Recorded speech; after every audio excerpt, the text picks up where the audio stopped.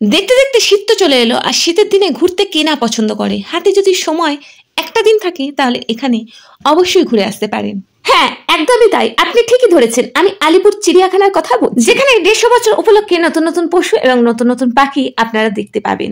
অবশ্যই এখানে নতুন একটা চমক দেখা গিয়েছে, যেখানে মানুষ থাকবে খাঁচার মধ্যে আর পশু পাখিরা থাকবে খাঁচার বাইরে। এই জিনিসটা করেছে সব থেকে বেশি আকর্ষণীয়। এই ভিডিওর মাধ্যমে আমি যতটুকু ইনফরমেশন দেওয়ার আছে ততটুকু ইনফরমেশন দিয়ে দেবো, যে কিভাবে আপনারা যাবেন, কত টাকা টিকিটের মূল্য, এবং অনলাইনে কিভাবে টিকিট কাটবেন, এবং ওখানে কি কি দেখার রয়েছে। আপনারা যদি শিয়ালদা থেকে যান তাহলে 230 নম্বর বাস ধরলে একদম আলিপুর চিড়িয়াখানার সামনে নামিয়ে দেবেন।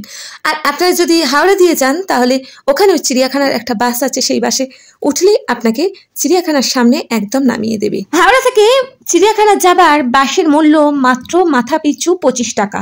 আর চিড়িয়াখানা পৌঁছে যাওয়ার পর সেখানে চিড়িয়াখানার প্রবেশ মূল্য প্রত্যেকটা মাথা পিছু 50 টাকা করে।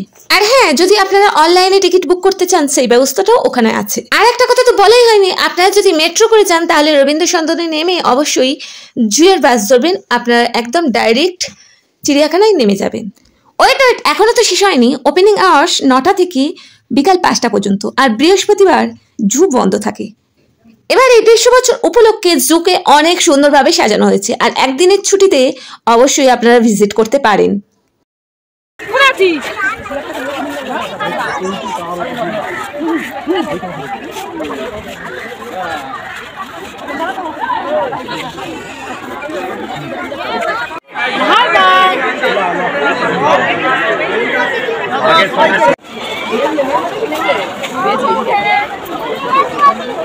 সিংহটাকে দেখ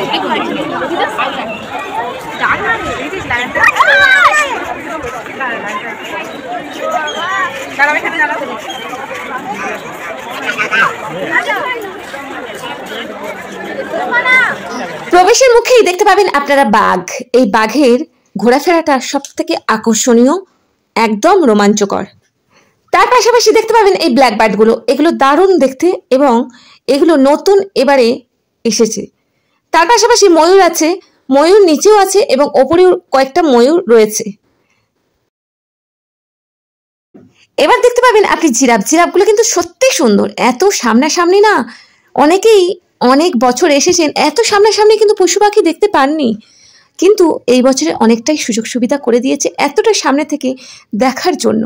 এখানে প্রত্যেকটা সেকশনে আলাদা আলাদা ভাগ করে দেওয়া হয়েছে, একটা সেকশনে অনেকগুলো করে পশু পাখি রাখা হয়নি।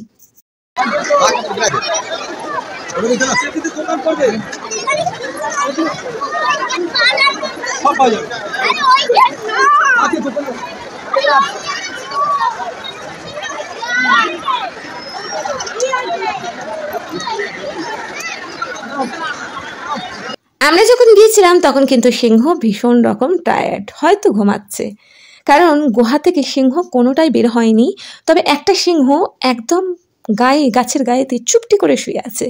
দেখি মনে হচ্ছে এই শীতের দিনে রোদটাকে উপভোগ করতে চাইছে। তার পাশাপাশি চলে আসা হয়েছে জলহস্তির দিকে।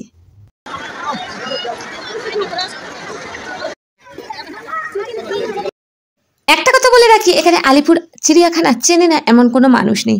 আমি বহু ফরেনার দেখেছি এখানে ভিজিট করতে, ভীষণ রকম ভালো লাগলো ওদের দেখে।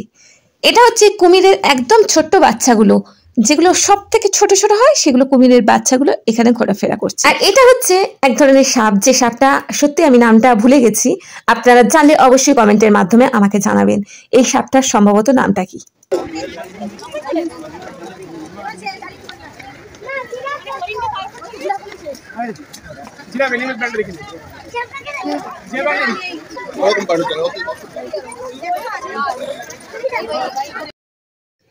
পরিবারের সাথে ঘুরতে ঘুরতে অনেকটাই ক্লান্ত হয়ে যেতে পারেন, যার কারণে আপনি অনায়াসে লাঞ্চটা এখানে সেরে নিতেই পারেন। আপনারা চাইলে বাড়ি থেকে কিছু খাবারের ব্যবস্থা করে আনতে পারেন, কিংবা এখানে কিছু কিনে খেয়ে নিতেই পারেন। কিন্তু এখানকার দামটা ভীষণ এক্সপেন্সিভ, বাট খাবারের কোয়ালিটি মোটামুটি ভালোই।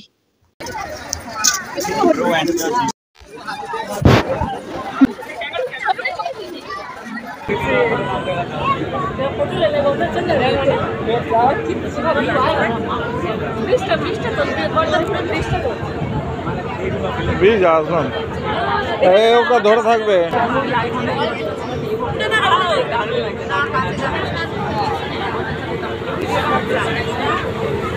তবে সব থেকে চমকদার কিছু যদি আমি দেখে থাকি তবে এই জেব্রাটা।